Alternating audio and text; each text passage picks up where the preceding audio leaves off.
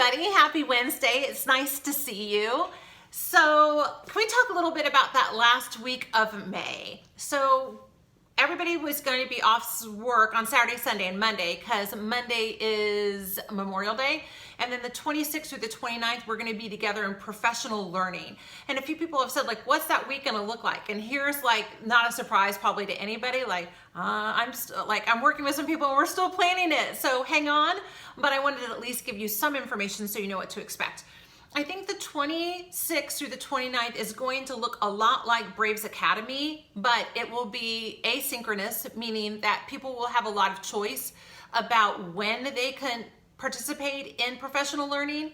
And I also think that some of it will be by choice, by looking at some of the courses that are offered and what's of interest and meaningful to you. And then some of it will be required for all of us. An example of that is, we've been doing a lot of research about what it means to have strong pedagogy in an online environment. I don't know about you, but I went to school to teach face-to-face.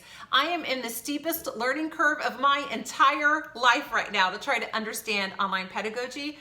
So as an entire organization, we all need to understand that a little bit because we know we're going to have some of our students who will completely be in a virtual setting because they will not be able to attend school. And even those students who are able to attend school will be doing so in a limited time. And the majority of their instruction will probably be online. So we just need to understand that. So we're devising those. What will that look like as far as time? I'm gonna guess it'll be around 3.5 hours a day. And again, trying to have great flexibility so that people can kind of figure out how that works for them.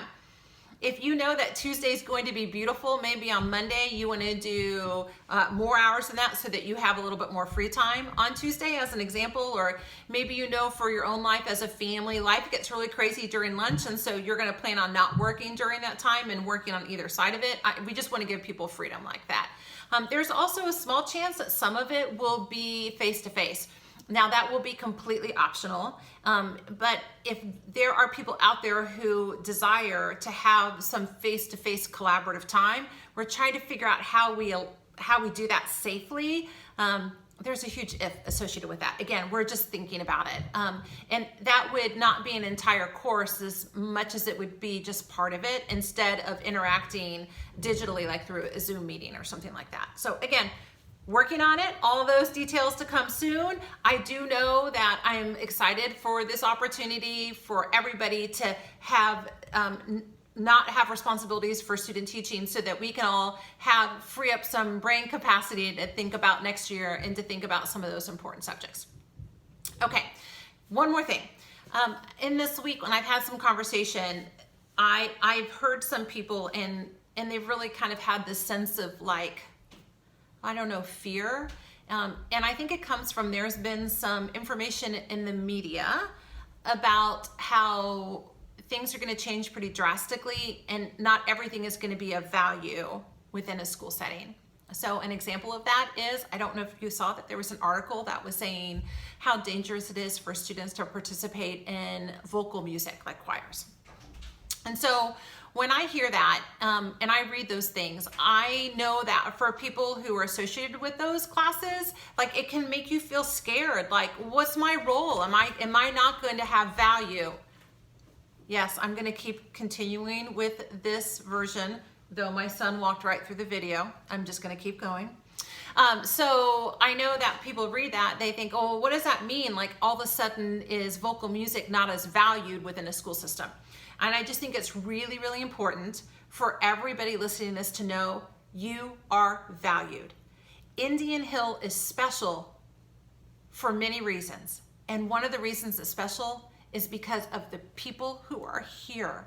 And whether someone is giving instruction in the classroom or having a chat with a student or planning for something in the future, it is all of those things that make Indian Hill special.